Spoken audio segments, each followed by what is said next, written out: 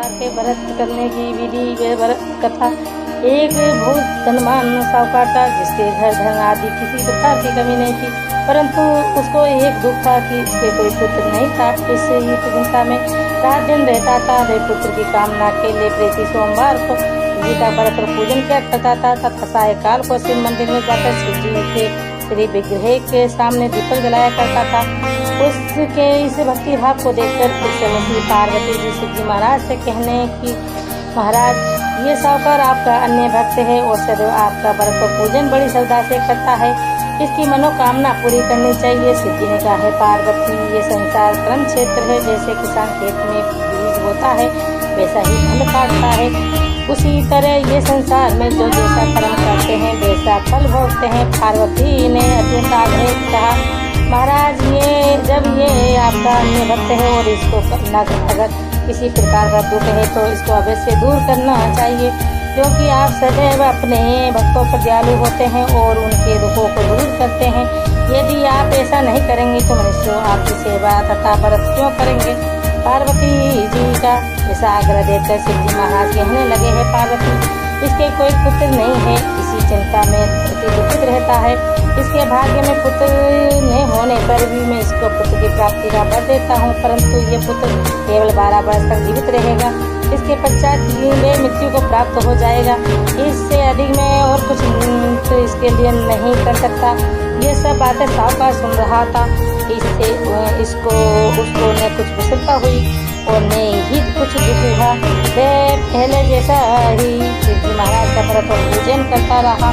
कुछ काल व्यतीत हो जाने पर साहूकार की स्त्री गर्भवती हुई। 10 महीने उसके गर्भ से अति सुंदर पुत्र की प्राप्ति हुई। साहूकार के घर में बहुत खुशी मनाई गई, परंतु साहूकार ने उसकी केवल 12 वर्ष की आयु जानकर कोई अधिक प्रसन्नता प्रकट नहीं की और न ही किसी को भेद ही बताया। जब वे बालक 11 वर्ष का हो गया तो उस बालक की माता ने उसके पिता से विवाह आदि के लिए कहा, तो वे साहूकार कहने लगा, अभी मैं इसका विवाह नहीं करूँगा, अपने पुत्र को काशी जी पढ़ने के लिए भेजूँगा। फिर साहूकार ने अपने साले को बुलाकर उसको बहुत सा धन देकर कहा, तुम इस बालक को काशी जी पढ़ने के लिए ले जाओ और रास्ते में जिस स्थान पर भी जाओ यज्ञ करते और ब्राह्मण को भोजन कराते जाओ। वे दोनों मामा भांजे यज्ञ करते और ब्राह्मण को भोजन कराते जा रहे थे। रास्ते में उनको एक शहर पड़ा। उस शहर में राजा की कन्या का विवाह था और दूसरे राजा का लड़का जो विवाह के कराने के लिए बारात लेकर आया, वह एक आंख से काना था। उसके पिता को इस बात की बड़ी चिंता थी कि कहीं वर को देखकर कन्या के माता पिता विवाह से किसी प्रकार की अड़चन पैदा न कर दे। इस प्रकार जब उसने अति सुंदर सेठ के लड़के को देखा तो मन विचार किया, इसको दरवाजे के समय इस लड़के से वर का काम चलाया जाए। ऐसा विचार कर वर के पिता ने उस लड़के के मामा से बात की तो वे राजी हो गया। फिर उस लड़के को वर के कपड़े पहनाकर तथा घोड़ी पर चढ़ाकर दरवाजे पर ले गए और सब कार्य प्रसन्नता पूर्वक हो गए। फिर वर के पिता ने सोचा कि यदि विवाह कार्य भी इस लड़के से करा लिया जाए तो क्या बुराई है। ऐसा विचार करके लड़के और उसके मामा से कहा, यदि आप फेरों का और कन्यादान के काम को भी करा दे तो आपकी बड़ी कृपा होगी और मैं इसके बदले में आपको बहुत सा धन दूंगा। तो उन्होंने स्वीकार कर लिया और विवाह कार्य भी बहुत अच्छी तरह से संपन्न हो गया। परंतु जिस समय लड़का जाने लगा तो उसने राजकुमारी की चुनरी के पल्ले पर लिख दिया कि तेरा विवाह तो मेरे साथ हुआ है, परंतु जिस राजकुमार के साथ तुमको भेजेंगे वे एक आंख से काना है।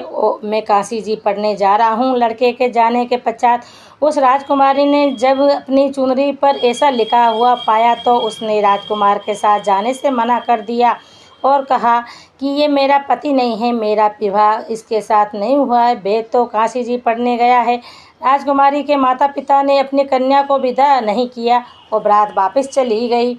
उधर सेठ का लड़का और उसका मामा काशी जी पहुँच गए। वहाँ जाकर उन्होंने यज्ञ करना और लड़के ने पढ़ना शुरू कर दिया। जब लड़के की आयु 12 वर्ष की हो गई, उस दिन उन्होंने यज्ञ रखा था। लड़के ने अपने मामा से कहा, मामा जी आज मेरी तबीयत कुछ ठीक नहीं है। मामा ने कहा, अंदर जाकर सो जाओ। लड़का अंदर जाकर सो गया और थोड़ी देर में उसके प्राण निकल गए। जब उसके मामा ने आकर देखा कि वे मुर्दा पड़ा है, ये देखकर उसको बड़ा दुख हुआ और उसने सोचा कि अगर मैं अभी रोना पीटना मचा दूंगा तो यज्ञ का कार्य अधूरा रह जाएगा। अतः उसने जल्दी से यज्ञ का कार्य समाप्त कर भीमामणु के जाने के बाद रोना पीटना आरंभ कर दिया। संयोग बस उसी समय से पार्वती जी उधर से जा रहे थे। जब उन्होंने जोर जोर से रोने की आवाज़ सुनी तो पार्वती जी कहने लगी, महाराज कोई दुखिया रो रहा है, इसके कष्ट दूर कीजिए। जब शिव पार्वती ने पास जाकर देखा तो वहाँ एक लड़का मुर्दा पड़ा था। पार्वती कहने लगी, महाराज ये तो उसी सेठ का लड़का है जो आपके वरदान से हुआ था। शिव जी कहने लगे, हे पार्वती, इसकी आयु इतनी ही थी सो भोग चुका। तब पार्वती ने कहा, महाराज इस बालक को और आयु दो, नहीं तो इसके माता पिता तड़प तड़प कर मर जाएंगे। पार्वती के बार बार आग्रह करने पर शिव जी ने उसको जीवन वरदान दिया और शिव जी महाराज की कृपा से लड़का जीवित हो गया। शिव पार्वती कैलाश पर्वत चले गए। तब वे लड़का और मामा उसी प्रकार यज्ञ करते तथा भीमामणु को भोजन कराते अपने घर की ओर चल पड़े। रास्ते में उसी शहर आया जहाँ उसका विवाह हुआ था। वहाँ पर आकर उन्होंने यज्ञ प्रारंभ कर दिया तो उस लड़के के ससुर ने उसको पहचान लिया और अपने महल में ले जाकर उसकी बड़ी खातिरदारी की। साथ ही बहुत सा दास दासियों सहित आदर पूर्वक लड़की और जवाई को विदा किया। जब वे अपने शेर के निकट आए तो मामा ने कहा कि मैं पहले तुम्हारे घर जाकर खबर कर आता हूँ। जब उस लड़के को मामा घर पहुंचा तो लड़के के माता पिता घर की छत के पर बैठे थे और ये प्रण कर रखा था कि यदि हमारा पुत्र से कुशल लौट आया तो हम राजी खुशी नीचे आ जाएंगे, नहीं तो छत से गिरकर अपने प्राण खो देंगे। इतने में उस लड़के के मामा ने आकर ये समाचार दिया कि आपका पुत्र आ गया है, पर उनको विश्वास नहीं हुआ। तब उसके मामा ने शपथ पूर्वक कहा कि आपका पुत्र अपनी स्त्री के साथ बहुत सारा धन लेकर आया है। तो सेठ ने आनंद के साथ उसका स्वागत किया और बड़ी प्रसन्नता के साथ रहने लगे। इसी प्रकार से जो कोई भी सोमवार के व्रत धारण करता है अथवा इस कथा को पढ़ता है या सुनता है उसकी समस्त मनोकामना पूर्ण होती है। बोले शंकर पार्वती जी।